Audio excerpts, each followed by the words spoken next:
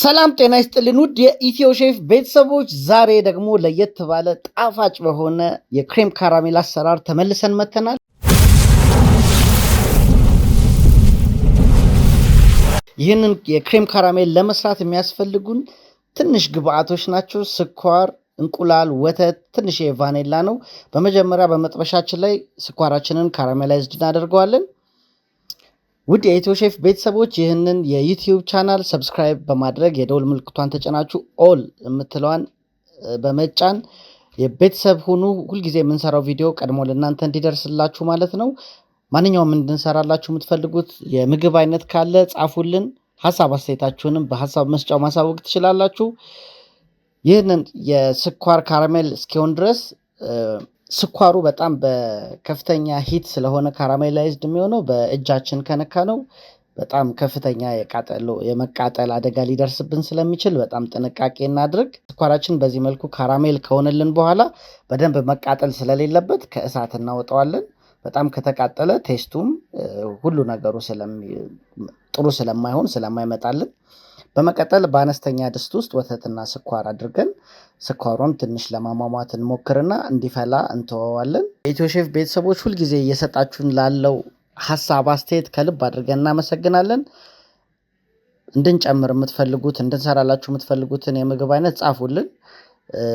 ስኳራችን ከቀዘቀዘልን በኋላ ክሬም ካራሜሉን ለመስራት ባዘጋጀናት ጠርሙስ ላይ ወይንም እቃ ላይ እንደዚህ አድርገን ቅርጽ እንዲይዝ እናደርገውና ከጎን በጎድጓዳ እቃ ላይ እንቁላልና ቫኒላችንን በደንብ አድርገን እንመተዋለን። እንቁላላችንን እንደዚህ እየመታን ወተታችን ኦልሬዲ ፈልቶልናል። ስለዚህ እሱ እንዲቀዘቅዝ አውጥተን ቁጭ እናደርገዋለን። ምክንያቱም ሳይቀዘቅዝ ሙሉውን ወደ እንቁላሉ ከጨመርነው እንቁላሉን ስለሚያፈረፍረው ማለት ነው። ትንሽ ቀዝቀዝ ካለልን በኋላ በምትመለከቱት መልኩ ጠብ ጠብ እያደረግን ሙቀቱን እናላምደዋለን ከእንቁላሉ ጋር ማለት ነው።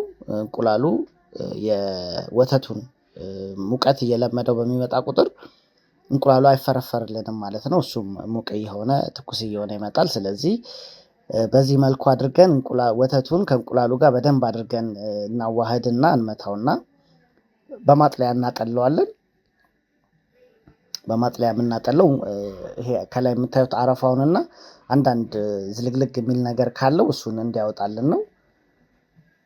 እንደዚህ በምታዩት መልኩ አጥልለን ካራሜል ልንሰራ ያዘጋጀነው እቃ ላይ ቀስ እያለን እንደዚህ እንጨምረዋለን ማለት ነው። እስካሁን ይህንን የዩቲዩብ ቻናል ሰብስክራይብ ያላረጋችሁ ሰዎች ካላችሁ ሰብስክራይብ በማድረግ ቪዲዮን ተከታተሉ እንላለን። በምታዩት መልኩ በእቃው ላይ ከገለበጥን በኋላ በአልሙኒየም ፎይል ከላይ እንደምታዩት እንዳይቃጠልብን ማለት ነው ከላይ እንሸፍነውና በጎድጓዳ ፓትራ ላይ በምታዩት መልኩ እናስቀምጠዋለን። እናንተ ጋር ፓትራ ከሌላችሁ በነገራችን ላይ ይሄንን በስቲም በድስት ላይ አድርገን መስራት እንችላለን። አሁን እኔ በኦቨን ስለሆነ የምሰራው በፓትራው ላይ እንደዚህ ውሃ አደርግበትና ከስር ኦቨን ውስጥ ጨምሬ ነው የማበስለው። ከ35 እስከ 45 ደቂቃ ድረስ እናበስለዋለን። አሁን በቅቶ ታውጥተነዋል።